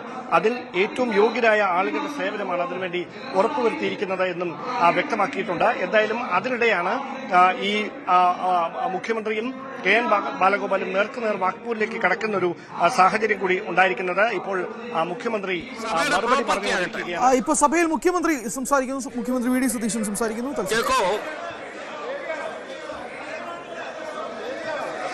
സാർ, കാര്യവിവര പട്ടികയിലെ ഇനം 2 പ്രകാരമുള്ള സംസ്ഥാനത്തിന്റെ സാമ്പത്തിക സ്ഥിതി സംബന്ധിച്ച ധവളപത്രം ഞാൻ മേശപ്പുറത്ത് വയ്ക്കുന്നു. സാർ, ഇനി അങ്ങേക്കുള്ള ഒബ്ജക്ഷൻ പറഞ്ഞോളൂ. വേണ്ടത് സാർ, ഇതിനകത്ത് ഞാൻ പറയാനുള്ളത് പറയാം. സാർ, ഇതിനകത്ത് ഒരു ധവളപത്രം വെക്കുന്നു എന്നുള്ളത് നല്ല കാര്യമാണ്, ഞങ്ങളും അംഗീകരിക്കുന്നു. ധവളപത്രം കൃത്യമായിട്ട് വന്നാൽ എല്ലാ കാര്യങ്ങളും വരും. ധവളപത്രത്തിനകത്ത് വരുന്നതിന് ഒരു കാര്യവും നമുക്ക് പേടിയില്ല, വിഷമമില്ല എന്ന് മാത്രമല്ല, നുണ പറഞ്ഞുകൊണ്ടിരിക്കുന്നത് മാറി സത്യം പുറത്തു വരുന്നത് നല്ലതാണ്. സാർ, ആ ധവളപത്രം വെക്കുമ്പോൾ അതിനകത്ത് ചില പ്രൊപ്പറേറ്റി ഉണ്ട്. സാർ, ഇതിനകത്ത് കമ്മിറ്റിക്കകത്ത് വെച്ചേക്കുന്ന ആളുകളെ പറ്റി പത്രത്തിൽ വായിച്ചു. അവരെ പറ്റിയും എനിക്ക് വ്യക്തിപരമായി നല്ല ബഹുമാനമുള്ള ആളുകളാണ്. സാർ, വളരെ നല്ല അക്കാഡമിക് അല്ലെങ്കിൽ ഈ രംഗത്ത് ഭരണപരിചയമുള്ള ആളുകളാണ്. സാർ, ഇവിടുത്തെ പ്രശ്നം നമ്മൾ സാധാരണ ധനകാര്യ വകുപ്പിന്റെ ഒരു ധവളപത്രം അവതരിപ്പിക്കുമ്പോൾ ഗവൺമെന്റ് ഡോക്യുമെന്റ് എല്ലാം നോക്കിയിട്ടാണ് സാർ വെക്കേണ്ടത്. അങ്ങനെ നോട്ടീസ് തന്നതിനകത്ത് ആ വിശദമായ കാര്യം ഞാൻ പറഞ്ഞിട്ടുണ്ട്. സാധാരണഗതിയിൽ സാർ അതിനെ സംബന്ധിച്ച് ഈ ക്രമപ്രശ്നം ഉന്നയിക്കുന്ന ആൾ അത് ഉന്നയിക്കുകയും ബന്ധപ്പെട്ട മന്ത്രി, ഇവിടെ ധനകാര്യമന്ത്രി മുഖ്യമന്ത്രിയാണ്, അദ്ദേഹം പറയുകയും അത് സംബന്ധിച്ച് റൂളിംഗ് ചെയർ നൽകുകയും ചെയ്യുക എന്നുള്ളതാണ് എത്രയോ കാലമായി. ഞാൻ കഴിഞ്ഞ 5 വർഷക്കാലമായി ഈ സഭയിൽ എത്രയോ കാര്യങ്ങൾ കണ്ടത് അങ്ങനെയാണ്. സാർ, സാറ് ഏറ്റവും സജീവമായ ഒരു മെമ്പറായിട്ട് ഇക്കാര്യത്തിൽ ഇടപെട്ടിട്ടുള്ളതാണ്. അതായിരുന്നു ചെയ്യേണ്ടത്. അല്ലാതെ ബഹളത്തിനിടയിൽ ലേ ചെയ്തിട്ട് കൈയടിച്ചതുകൊണ്ട് കാര്യമില്ല. ഇവിടെ പിന്നെ ഞങ്ങൾ എന്തായാലും നിങ്ങൾ വെക്കും, പിന്നെ ഇത് ചർച്ച ചെയ്യും, അതിനല്ല തർക്കം, വെക്കുന്നതിന്റെ അല്ല. പക്ഷെ അതിനൊരു നിയമസഭയ്ക്കകത്തൊക്കെ ഒരു പ്രൊപ്പറേറ്റി ഉണ്ട്, ഒരു നിയമപരമായ കാര്യമുണ്ട്. ചെയറാണ് ഇതിനെ പ്രൊട്ടക്ട് ചെയ്യേണ്ടത്. അതുകൊണ്ടാണ് സാർ ഇവിടുത്തെ പ്രശ്നം എന്താ, ഇങ്ങനെ ഒരു 3 പേരുടെ കമ്മിറ്റി വരുമ്പോൾ ഫിനാൻസിന്റെ കാര്യത്തിനകത്ത് ഫിനാൻസിന്റെ ഏറ്റവും രഹസ്യ സ്വഭാവമുള്ള കാര്യങ്ങൾ നോക്കിയാലേ ധവളപത്രം തയ്യാറാക്കാൻ പറ്റൂ. സാർ, ധവളപത്രം സാധാരണ തയ്യാറാക്കുമ്പോൾ ധവളപത്രം ആദ്യം ബ്രിട്ടീഷുകാരാണല്ലോ തുടങ്ങിയത്. അവിടുത്തെ ഗവൺമെന്റ് ഡോക്യുമെന്റ് ഇന്നിപ്പോ പ്രൈവറ്റ് മേഖലയിലുണ്ട്. സാർ, ഓഡിറ്റഡ് അക്കൗണ്ട്, ഓഡിറ്റഡ് ആയിട്ടുള്ള ഓഡിറ്റ് ചെയ്യാനുള്ള അവകാശം നമ്മുടെ സർക്കാരിൽ ആർക്കാ അവകാശം? AGക്കേ ഉള്ളൂ. C&AG ആണ്. സാർ, ഏതെങ്കിലും ഒരു പ്രൈവറ്റ് ഏജൻസിയെ വെച്ചിട്ട് നമുക്ക് ഓഡിറ്റ് ചെയ്യാൻ പറ്റുമോ? ഇന്ത്യയിലെ ലോകത്തെ ഏറ്റവും പ്രശസ്തമായ ഓഡിറ്റ് ഓർഗനൈസേഷൻസിന് ഓഡിറ്റ് ചെയ്യാൻ പറ്റുമോ? അപ്പോൾ ഡിപ്പാർട്ട്മെന്റ് ആണ് എന്നും ഇത് പ്രിപ്പയർ ചെയ്യുന്നതും ധവളപത്രം ഇറക്കുന്നതും. സാർ, ഇവിടെ 2011 UDF അന്ന് ഇറക്കിയ വൈറ്റ് പേപ്പറിന്റെ കോപ്പിയാണ് എൻ്റെ കയ്യിലുള്ളത്. അന്ന് അങ്ങ് ഈ സഭയിൽ അംഗമാണ്. സാർ, ഫിനാൻസ് ഡിപ്പാർട്ട്മെന്റ് ആണ് അത് തയ്യാറാക്കിയത്. ഫിനാൻസിനകത്ത് ഫിനാൻസ് മിനിസ്റ്റർക്ക് അറിയാം, ഡെയിലി നമ്മുടെ ഫിനാൻസിന്റെ ഫ്ലോയും ഇൻഫ്ലോയും ഔട്ട്ഫ്ലോയും പ്രൊജക്ഷനും ഒക്കെ ധനകാര്യമന്ത്രി കാണും, ധനകാര്യ സെക്രട്ടറി കാണും, വളരെ കുറച്ച് ഉദ്യോഗസ്ഥന്മാരെ കാണും. സാർ, ഇത്തരം കാര്യങ്ങളനുസരിച്ച് നമ്മൾ മാനേജ് ചെയ്യുന്നത്. ഇവിടെ വലിയ ബഹളം ഉണ്ടാകുമ്പോൾ ഞങ്ങൾ കൊടുക്കും എന്ന് ധനകാര്യമന്ത്രി സഭയിൽ പറയുന്നത് ഈ രഹസ്യ ഡോക്യുമെന്റ് അതൊരു സീക്രട്ട് ആയിട്ടുള്ള കാര്യമാണ്, അറിയുന്നത് കൊണ്ടാണ്. ഞങ്ങൾക്ക് അതിനൊരു പ്ലാനിങ് കാണും, ഇപ്പോഴും പ്ലാനിങ് കാണും. സാർ, ഈ ഡോക്യുമെന്റ് എല്ലായിടത്തും പുറത്ത് കൊടുക്കുക എന്ന് പറഞ്ഞാൽ ഔദ്യോഗിക രഹസ്യ രേഖകൾ ആർക്കും കൊടുക്കില്ല എന്നുള്ള സത്യപ്രതിജ്ഞയുടെ ലംഘനം കൂടിയാണ്. സാർ, അങ്ങനെ പുറത്തു കൊടുത്തിട്ടുണ്ടെങ്കിൽ അതൊരു ക്രമപ്രശ്നമല്ലേ? ഔദ്യോഗിക രഹസ്യ രേഖകൾ നിങ്ങളൊരു പ്രൈവറ്റ് ചാർട്ടേഡ് അക്കൗണ്ടിനെയോ വലിയ പിന്നെ കമ്പനികളെ പോലും ഏൽപ്പിക്കാൻ പറ്റാത്തൊരു കാര്യം അങ്ങനെ കൊടുക്കുന്നില്ല. അപ്പൊ ഞാൻ പറയുന്നു, ഇതിനകത്ത് വെച്ചേക്കുന്ന അംഗങ്ങളെ സംബന്ധിച്ച് എനിക്ക് അഭിപ്രായ വ്യത്യാസം ഇല്ല എന്ന് അടിവരായിട്ട് പറയുകയാണ്. ആളുകളുടെ വ്യക്തിത്വത്തെ പറ്റി ചോദ്യം ചെയ്തില്ല, ഇന്റഗ്രിറ്റിയെ പറ്റി ചോദ്യം ചെയ്തില്ല. സാർ, നാളെ ഇതൊരു പ്രീസിഡന്റ് ആയിട്ട് എടുത്ത് ആരെങ്കിലും 3 പേരെ കൊണ്ടുവന്നിട്ട് ഒരു ഡോക്യുമെന്റ് വെക്കാം, ഒരു പൊളിറ്റിക്കൽ ഡോക്യുമെന്റ് ആക്കാം. പിന്നെ ഇപ്പൊ ഇവർക്ക് കൊടുത്തേക്കുന്ന കാര്യം തന്നെ മൊത്തം അവർക്ക് കിട്ടുന്ന വെച്ചല്ലേ അവർക്ക് പറയാൻ പറ്റുള്ളൂ.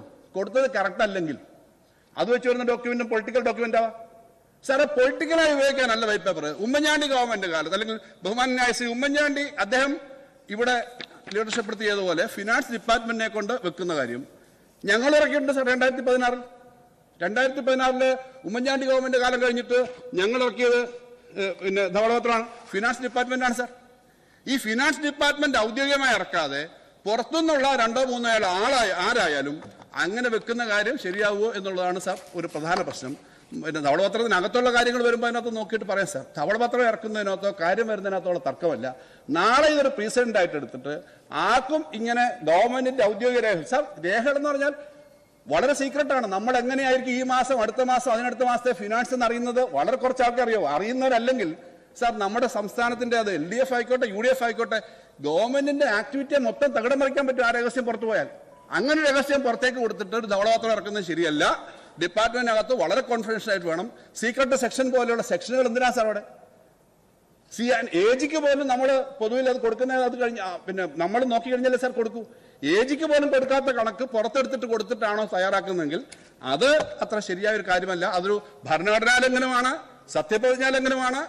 ഈ ഗവൺമെന്റിന്റെ സർക്കാരിന്റെ 1 വർഷത്തേക്ക് 2 ലക്ഷമോ 2.25 ലക്ഷമോ കോടി കൈകാര്യം ചെയ്യാനുള്ള ചുമതല ഏൽപ്പിച്ചിരിക്കുന്ന സർക്കാർ, എക്സ്ചക്കർ ഏൽപ്പിച്ചിരിക്കുന്ന സർക്കാർ, അതിന്റെ ധനകാര്യമന്ത്രി, വകുപ്പ് ഈ കാര്യങ്ങൾ രഹസ്യമായി കൈകാര്യം ചെയ്യുന്നതിന് പകരം ഡിപ്പാർട്ട്മെന്റ് ഉദ്യോഗസ്ഥന്മാരെ വിശ്വാസത്തിലെടുക്കുന്നതിന് പകരം പരസ്യമായിട്ടല്ല ചെയ്യേണ്ടത്.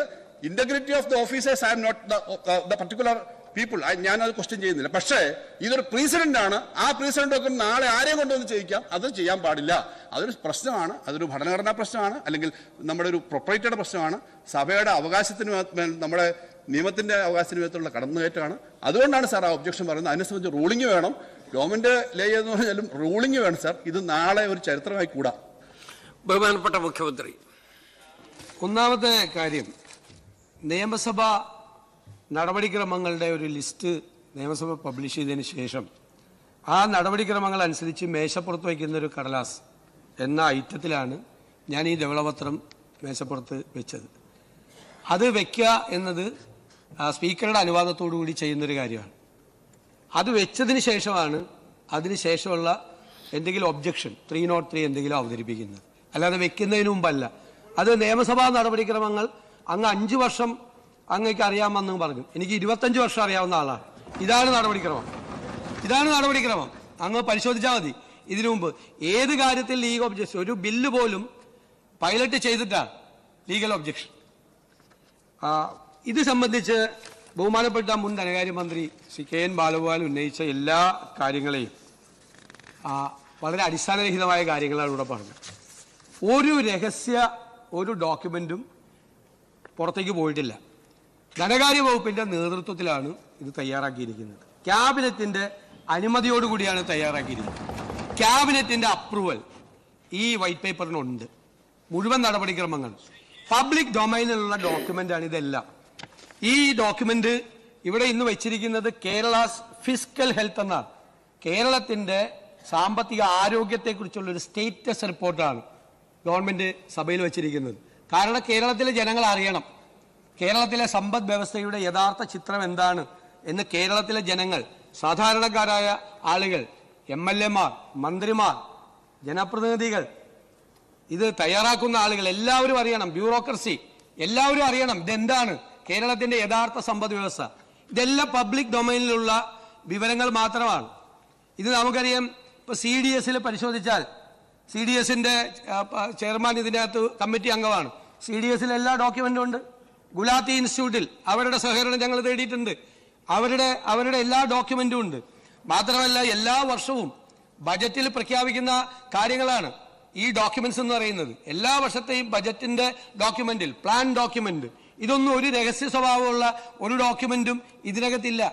എല്ലാം പബ്ലിക് ഡൊമൈനിലുള്ള മുഴുവൻ ഡോക്യുമെന്റുകളും കൃത്യമായി അനലൈസ് ചെയ്തിരിക്കുകയാണ്.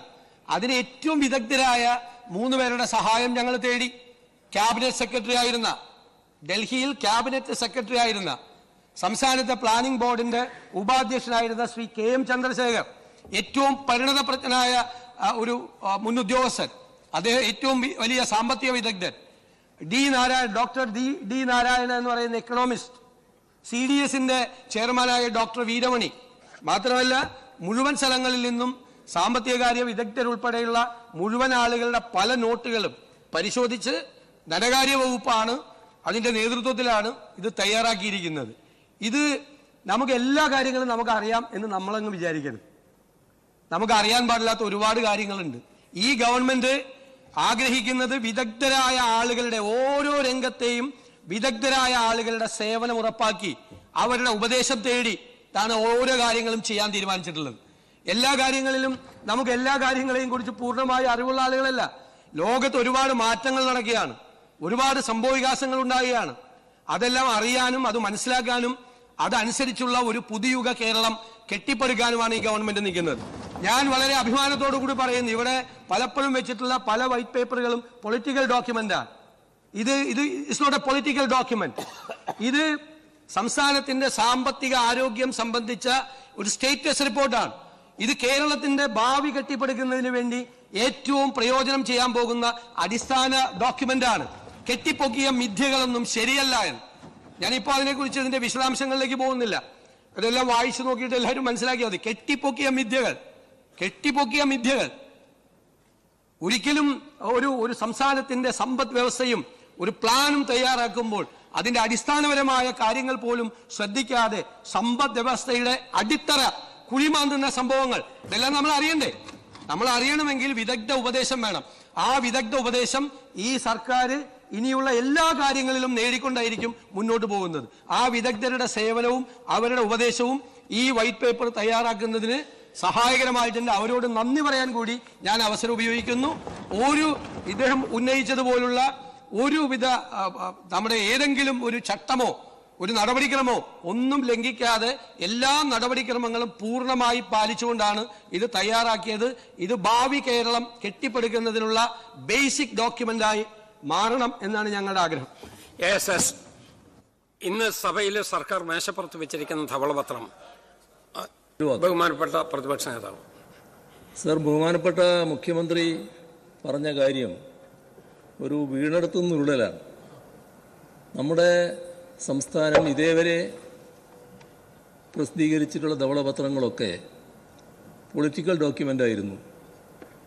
ഇതാണ് ശരിയായ ധവളപത്രം എന്നാണ് അദ്ദേഹം പറഞ്ഞത്. സർ, അത് വിചിത്രമായൊരു വാദമാണ്.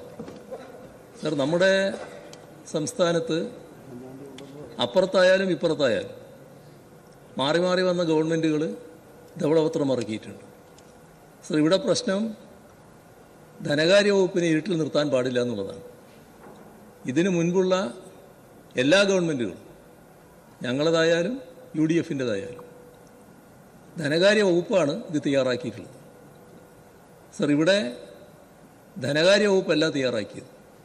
അതാണ് ഗൗരവമായ വിഷയം.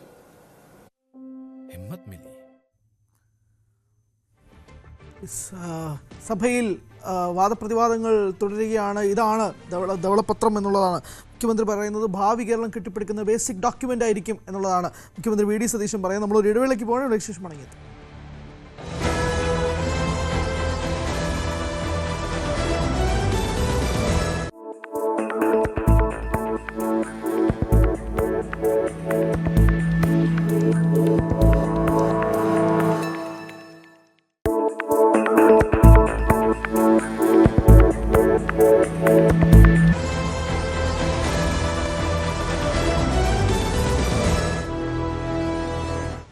സഭയിൽ അങ്ങനെ വാദപ്രതിവാദങ്ങൾ തുടരുകയാണ്. ഡാൻ കുര്യനിലേക്ക് പോകുന്നു. ഡാൻ, KN ബാലഗോപാൽ പറയുന്നു അത് എതിർത്തുകൊണ്ട് VD സതീശൻ മുഖ്യമന്ത്രി സംസാരിക്കുന്നു, പ്രതിപക്ഷ നേതാവ് സംസാരിക്കുന്നു. തുടർന്നുള്ള നീക്കങ്ങൾ എങ്ങനെയായിരിക്കും? എന്താണ് ഇപ്പോൾ സംഭവിക്കുന്നത്?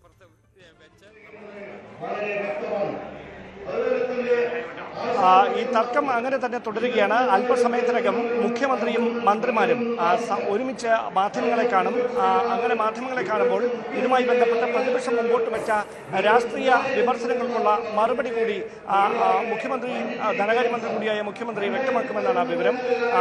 പ്രധാനപ്പെട്ട ഒരു ആക്ഷേപമായി പ്രതിപക്ഷ നേതാവ് പിണറായി വിജയനും മുൻ ധനകാര്യമന്ത്രി KN ബാലഗോപാലും വ്യക്തമാക്കുന്നത് നേരത്തെ LDF UDF സർക്കാരുകൾ ഭരിച്ചിരുന്ന കാലത്തും ധവളപത്രം ഇറക്കിയിട്ടുണ്ട്. പക്ഷേ അതൊരു രഹസ്യരേഖയായി വകുപ്പ് തന്നെയാണ്, ധനകാര്യ വകുപ്പ് തന്നെയാണ് അത് തയ്യാറാക്കിയിരുന്നത്. പക്ഷേ ഇപ്പോൾ സംഭവിച്ചിരിക്കുന്നത് അതല്ല, സത്യപ്രതിജ്ഞയുടെ നഗ്നമായ ലംഘനം സംഭവിച്ചിരിക്കുന്നു. ഒരു ഔദ്യോഗിക രേഖകളും പുറത്തു പോകില്ല എന്ന് പറഞ്ഞാണ് മന്ത്രിമാർ സത്യപ്രതിജ്ഞ ചെയ്ത് അധികാരമേൽക്കുന്നത്. പക്ഷേ അവിടെ പിഴവ് സംഭവിച്ചിരിക്കുന്നു. അതുകൊണ്ട് തന്നെ അത് അംഗീകരിക്കാൻ ആവില്ല. ഈ ഒരു രാഷ്ട്രീയ സാഹചര്യത്തിൽ അതിനെ ഒരു പൊളിറ്റിക്കൽ ഡോക്യുമെന്റായി മാത്രമേ കാണാൻ കഴിയുകയുള്ളൂ എന്ന നിലപാടാണ് പ്രതിപക്ഷ നേതാവ് പിണറായി വിജയൻ മുമ്പോട്ട് വെച്ചത്. പക്ഷേ അതിന് മുഖ്യമന്ത്രി VD സതീശൻ നൽകിയ മറുപടിയിൽ ഇതാണ് ധവളപത്രം, ഇതിനു മുമ്പുള്ളതെല്ലാം പൊളിറ്റിക്കൽ ഡോക്യുമെന്റ് ആണ് എന്ന് പറഞ്ഞതാണ് പ്രതിപക്ഷത്തെ ചൊടിപ്പിച്ചത്. അവിടെയാണ് വലിയ വാദപ്രതിവാദങ്ങളിലേക്ക് വഴിവെക്കുന്ന തരത്തിൽ വിമർശനങ്ങൾ നീളുന്ന സാഹചര്യം ഉണ്ടാകുകയും ചെയ്തത്. സംസ്ഥാനത്തിന്റെ സാമ്പത്തിക ചിത്രം എന്താണ് എന്ന് വ്യക്തമാക്കാനുള്ള ഒരു നീക്കം മാത്രമാണ് തങ്ങൾ നടത്തിയിരിക്കുന്നത്. അത് സംസ്ഥാനത്തിന്റെ സാമ്പത്തിക ആരോഗ്യത്തെക്കുറിച്ചുള്ള ഒരു സ്റ്റാറ്റസ് റിപ്പോർട്ടായി മാത്രം പരിഗണിച്ചാൽ മതി, അതിനപ്പുറത്തേക്ക് ഇതിൽ മറ്റ് രാഷ്ട്രീയമൊന്നുമില്ല എന്ന് മുഖ്യമന്ത്രി ആവർത്തിച്ച് മറുപടി നൽകുമ്പോഴും അങ്ങനെ അതിനെ കരുതാനാവില്ല. ചട്ടങ്ങളുടെ ലംഘനം നടന്നിരിക്കുന്നു. ധനകാര്യ വകുപ്പ് തയ്യാറാക്കേണ്ട ഡോക്യുമെന്റ് പുറത്താണ് തയ്യാറാക്കിയിരിക്കുന്നത്. അതിന്റെ രഹസ്യ സ്വഭാവം, രഹസ്യാത്മകത അതിലൂടെ നഷ്ടമായിരിക്കുന്നു. അതൊരിക്കലും അംഗീകരിക്കാനാവില്ല എന്ന നിലപാടാണ് പ്രതിപക്ഷം സ്വീകരിച്ചിരിക്കുന്നത്. അതിന് മറുപടിയുമായാണ് വീണ്ടും മുഖ്യമന്ത്രി എഴുന്നേറ്റത്. അദ്ദേഹം പറയുന്നത് ഇതിൽ സംസ്ഥാനത്തിന്റെ സാമ്പത്തിക സ്ഥിതി എന്താണ് എന്ന് അറിയാനുള്ള ബാധ്യത സാധാരണക്കാരായ ജനങ്ങൾക്കുണ്ട്. അത് അറിയാനുള്ള അവരുടെ അവകാശം മാനിച്ചുകൊണ്ട് ഇങ്ങനെയൊരു റിപ്പോർട്ട് സഭയിൽ വെച്ചു എന്നേ ഉള്ളൂ. അതിൽ സംസ്ഥാന സർക്കാരിന്റെ ക്യാബിനറ്റിന്റെ അനുമതിയോടെ ധനകാര്യ വകുപ്പിന്റെ നേതൃത്വത്തിൽ തന്നെയാണ് ധവളപത്രം തയ്യാറാക്കിയിരിക്കുന്നത്. അതിനപ്പുറത്തേക്ക് അതിൽ പ്രതിപക്ഷം ആരോപിക്കുന്നത് പോലെ രാഷ്ട്രീയമായ ഒരു ഡോക്യുമെന്റായി അതിനെ കരുതാനാകില്ല. അത്തരത്തിലുള്ള വ്യാഖ്യാനങ്ങൾ വേണ്ട. ഇതാണ് യഥാർത്ഥ ധവളപത്രമെന്ന് മുഖ്യമന്ത്രി VD സതീശൻ ആവർത്തിക്കുന്ന സാഹചര്യമാണ് ഉണ്ടായത്. പക്ഷേ അതിന് നൽകിയ മറുപടിയിലാണ് പ്രതിപക്ഷ നേതാവ് പിണറായി വിജയനും KN ബാലഗോപാലും അതിരൂക്ഷമായ ഭാഷയിൽ സർക്കാരിനെ വിമർശിച്ചുകൊണ്ട് രംഗത്തെത്തിയത്. എന്തായാലും KN ബാലഗോപാലിന്റെ വിയോജനക്കുറിപ്പ് സഭ ഇപ്പോൾ തള്ളിയിരിക്കുകയാണ്. അല്പസമയത്തിനകം മുഖ്യമന്ത്രി VD സതീശനും മന്ത്രിമാരും മാധ്യമങ്ങളോട് ഇതുമായി ബന്ധപ്പെട്ട് പ്രതിപക്ഷം ഉന്നയിച്ച ആക്ഷേപങ്ങൾക്കുള്ള വ്യക്തമായ മറുപടി നൽകുമെന്നാണ് വിവരം. KN ബാലഗോപാലിന്റെ വിയോജനക്കുറിപ്പ് സഭ തള്ളിയിരിക്കുന്നു. അല്പനിമിഷത്തിനുള്ളിൽ തന്നെ മുഖ്യമന്ത്രിയും മന്ത്രിമാരും മാധ്യമങ്ങളെ കാണും. പ്രതിപക്ഷം ഉന്നയിച്ച ആക്ഷേപങ്ങൾക്ക് മറുപടി നൽകും എന്നത് തന്നെയാണ്. ധവളപത്രം എന്തായാലും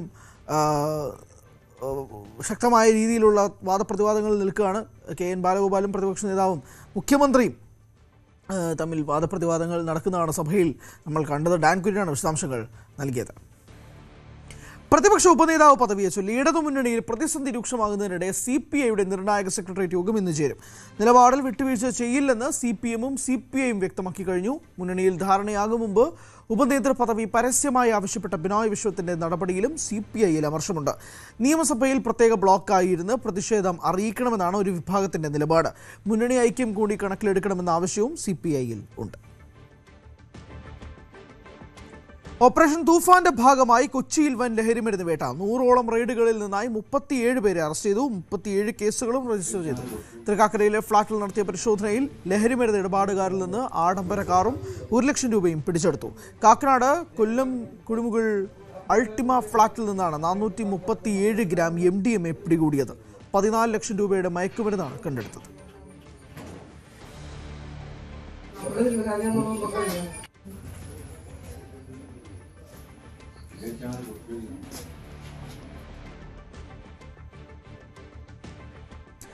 ഹൈക്കോടതി ഗവൺമെന്റ് പ്ലീഡർ നിയമനത്തിന്റെ പേരിൽ ലോയേഴ്സ് കോൺഗ്രസിൽ തർക്കം. സ്വന്തം ആളുകൾക്ക് നിയമനം ഉറപ്പിക്കാൻ നേതാക്കന്മാർ തമ്മിൽ വടംവലിയാണ്. നിയമനങ്ങൾ വൈകിയാൽ ഹൈക്കോടതിയിൽ സർക്കാർ കക്ഷിയായുള്ള കേസുകളെ ബാധിച്ചേക്കും. അടിയന്തര പ്രാധാന്യമുള്ള നിയമനങ്ങൾ വൈകാനും സാധ്യതയുണ്ട്.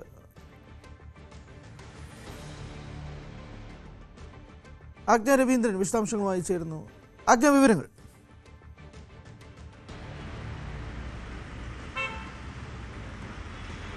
ഹരി, ഹൈക്കോടതിയിലേക്കുള്ള government pleader, senior government pleader തുടങ്ങിയ തസ്തികകളിലേക്കുള്ള നിയമനം ഉൾപ്പെടെയുള്ള 60 അഡ്വക്കേറ്റുമാരുടെ നിയമനത്തിലാണ് ഇത്തരത്തിൽ ലോയേഴ്സ് കോൺഗ്രസിൽ തർക്കം നിലനിൽക്കുന്നത്. പ്രത്യേകിച്ചും ഈ കഴിഞ്ഞ 10 വർഷമായിട്ട് കോൺഗ്രസിന് യാതൊരു റോളും ഉണ്ടായിരുന്നില്ല. പക്ഷേ അതേസമയം തന്നെ ഈ 10 വർഷത്തിനുള്ളിൽ ഭരണം തിരിച്ചു പിടിച്ചപ്പോൾ കോൺഗ്രസുമായി യാതൊരു ബന്ധമില്ലാത്ത ആളുകളൊക്കെ ഇതുമായി ബന്ധപ്പെട്ടത് ഈ GP നിയമനവുമായി ബന്ധപ്പെട്ടും മറ്റ് സീനിയർ ഗവൺമെന്റ് ലീഡർ നിയമനവുമായി ബന്ധപ്പെട്ടുമൊക്കെ ഇതിൽ കയറിക്കൂടാൻ ശ്രമിക്കുന്നു എന്നുള്ള ആരോപണമാണുള്ളത്. സാമുദായിക നേതാക്കളുടെ റെക്കമെൻഡേഷൻ അടക്കം, അതായത് കോൺഗ്രസിന് വേണ്ടി പ്രവർത്തിച്ച ഒരുപാട് ആളുകളുണ്ട്, അഡ്വക്കേറ്റുമാരുണ്ട്, അവർക്കൊക്കെ അർഹിക്കുന്ന ഒരുപാട് പേരുണ്ട്. അവർക്കൊക്കെ ഈ അവസരങ്ങൾ നൽകാതെ സംഘടനയിൽ പെടാത്തവരായിട്ടുള്ള ആളുകൾ, അതല്ലെങ്കിൽ ഇതുമായി യാതൊരു ബന്ധമില്ലാതെ ഹൈലി റെക്കമെൻഡഡ് ആയിട്ട് വരുന്ന ആളുകളൊക്കെ ഇതിൽ കയറിക്കൂടാനുള്ള ശ്രമങ്ങൾ നടത്തുന്നു എന്നുള്ളതാണ് പ്രധാനപ്പെട്ട പരാതി. പ്രധാനമായും സാമുദായിക നേതാക്കൾ റെക്കമെൻഡ് ചെയ്യുന്ന ആളുകൾ, അവർക്കൊക്കെ പണം നൽകിയ ശേഷം സ്ഥാനമാനങ്ങൾ ഉറപ്പിക്കുന്ന ആളുകൾ, അത്തരത്തിൽ സംഘടനയ്ക്ക് വേണ്ടി ബുദ്ധിമുട്ടിയ അല്ലെങ്കിൽ പ്രവർത്തിച്ച കഷ്ടപ്പെട്ട ആളുകളെയൊക്കെ തഴഞ്ഞ ശേഷം ഇത്തരത്തിലൊരു നീക്കം നടക്കുന്നുണ്ട് എന്നുള്ളതാണ് തർക്കം നടക്കുന്നത്. ഇത് ശരിക്കും കോൺഗ്രസിൽ വിമർശിച്ചു നടന്നവർ അത് പെടുന്നുണ്ട് എന്നുള്ളതാണ് ശ്രദ്ധേയം. അതുമാത്രമല്ല, അധികാരത്തിലിരിക്കുന്ന കോൺഗ്രസ് നേതാക്കൾ ഈ കാര്യം പ്രത്യേകം ശ്രദ്ധിക്കണമെന്നാണ് ലോയേഴ്സ് കോൺഗ്രസ് മുന്നോട്ട് വയ്ക്കുന്നത്. എന്തായാലും ഗവൺമെന്റ് ലീഡർ നിയമനവുമായി ബന്ധപ്പെട്ടുള്ള പട്ടിക ഉടൻ പുറത്തിറങ്ങുമെന്നാണ് മനസ്സിലാക്കുന്നതെങ്കിൽ പോലും ഈ തർക്കം നിലനിൽക്കുന്നത് കൊണ്ട് ഇത്തരം കാര്യങ്ങളിലേക്ക് താമസമുണ്ടാകും. അതുകൊണ്ട് തന്നെ ഈ ഗവൺമെന്റിന് വേണ്ടിയിട്ടുള്ള സർക്കാർ അഭിഭാഷകന്മാരുടെ തസ്തിക നിയമനം വൈകുന്നതോടുകൂടി ഇത്തരം കാര്യങ്ങൾ, സർക്കാരിൻ്റെ കേസുകളിലൊക്കെ കേസ് നടത്തിപ്പുമായി ബന്ധപ്പെട്ടുള്ള ലാഗ് വരാനുള്ള സാധ്യതയും ഏറെയാണ്. 60ഓളം അഭിഭാഷകരുടെ ലിസ്റ്റാണ് നിലവിൽ വരാൻ തയ്യാറെടുക്കുന്നത്. അങ്ങനെയാണ്. പക്ഷേ ഇതൊക്കെയും ഈ പറയുന്നത് പോലെയുള്ള പ്രശ്നങ്ങളുള്ള അല്ലെങ്കിൽ റെക്കമെൻഡേഷനുള്ള ഹൈലി റെക്കമെൻഡഡ് ആയിട്ടുള്ള ആളുകളാണ് ഇതുമായി ബന്ധപ്പെട്ട സ്ഥാനമാനങ്ങൾ ഉറപ്പിക്കാൻ ശ്രമിച്ചതെന്നാണ് പ്രധാനപ്പെട്ട പരാതി. ആ പരാതിയുടെ അടിസ്ഥാനത്തിൽ വലിയ തർക്കമാണ് ലോയേഴ്സ് കോൺഗ്രസിൽ നിലനിൽക്കുന്നത്. പ്രത്യേകിച്ചും സംഘടനാപരമായി ബന്ധമില്ലാത്ത ആളുകൾ അല്ലെങ്കിൽ അതിന് അർഹതയുള്ള ആളുകൾ ഈ അർഹത മാനിക്കാതെ സാമുദായിക നേതാക്കളുടെയോ അല്ലെങ്കിൽ വലിയൊരു ലിസ്റ്റ്, ലീഗ് പോലും വലിയൊരു ലിസ്റ്റ് മുന്നോട്ട് വെച്ചിട്ടുണ്ട് എന്നാണ്. ഓരോ സാമുദായിക നേതാക്കന്മാരും അല്ലെങ്കിൽ ഓരോ സാമുദായിക സംഘടനകളും വലിയൊരു ലിസ്റ്റ് തന്നെ, തങ്ങളുടേതായ അഭിഭാഷകന്മാരുടേതായിട്ടുള്ള ലിസ്റ്റ് തന്നെ മുന്നോട്ട് വെച്ചിട്ടുണ്ട്. ഇത് പരിഗണിക്കപ്പെടുമ്പോൾ, ഇത്തരം കാര്യങ്ങൾ പരിഗണിക്കപ്പെടുമ്പോൾ കോൺഗ്രസിലുള്ള ആളുകളെ മറന്നു പോകരുത്, അല്ലെങ്കിൽ അവർക്ക് അവസരം ലഭിക്കാതെ പോകരുത് എന്നുള്ളതാണ് പ്രധാനമായും ലോയേഴ്സ് കോൺഗ്രസ് ചൂണ്ടിക്കാണിക്കുന്ന പ്രധാനപ്പെട്ട കാര്യം. അതാണ്. അതുതന്നെ ഈ GP നിയമനവുമായി ബന്ധപ്പെട്ടും അതുപോലെ സീനിയർ GP നിയമനവുമായി ബന്ധപ്പെട്ടും ഇത്തരം ആശങ്കകൾ നിലനിൽക്കുന്നുണ്ട്. മാത്രമല്ല മറ്റ് സർക്കാർ അഭിഭാഷകരുടെ കാര്യത്തിലും ഈ ആശങ്കകൾ നിലനിൽക്കുന്നുണ്ടെന്നുള്ളതാണ് പ്രധാനപ്പെട്ട കാര്യം. ഈ ഒരു തർക്കം ലോയേഴ്സ് കോൺഗ്രസിൽ നിലനിൽക്കുന്നത് കൊണ്ട് തന്നെ നേതാക്കളെ പ്രധാനമായും ഇത് ചൂണ്ടിക്കാണുകയാണ്. ജാതി, മത, വർഗ, സമുദായ നേതാക്കൾ കോൺഗ്രസിനെ നിയന്ത്രിക്കാനിടവരുത് എന്നുള്ളതാണ് പ്രധാനമായിട്ടും ലോയേഴ്സ് കോൺഗ്രസ് ചൂണ്ടിക്കാണിക്കുന്നത്. നേരത്തെ പറഞ്ഞതുപോലെ സാമുദായികപരമായിട്ടുള്ള ഇടപെടലുകൾ ഈ കാര്യത്തിലും ഉണ്ടാകുന്നു എന്നുള്ളത് ലോയേഴ്സ് കോൺഗ്രസിനെ സംബന്ധിച്ചിട്ടും കോൺഗ്രസിൻ്റെ അനുഭാവികളായ അഭിഭാഷകരെ സംബന്ധിച്ചും അല്പം ആശങ്കയുണ്ടാക്കുന്ന ഒരു കാര്യമാണ്. ഹരി, ശരി, വ്യക്തമാണ്. ലോയേഴ്സ് കോൺഗ്രസിൽ തർക്കം രൂക്ഷമായി തുടരുകയാണ്. എന്തായാലും 9 മണി വാർത്ത പൂർണ്ണമാവുന്നു. ഇനി ന്യൂസ് ട്രെൻഡ്സ് കാണാം. നമസ്കാരം.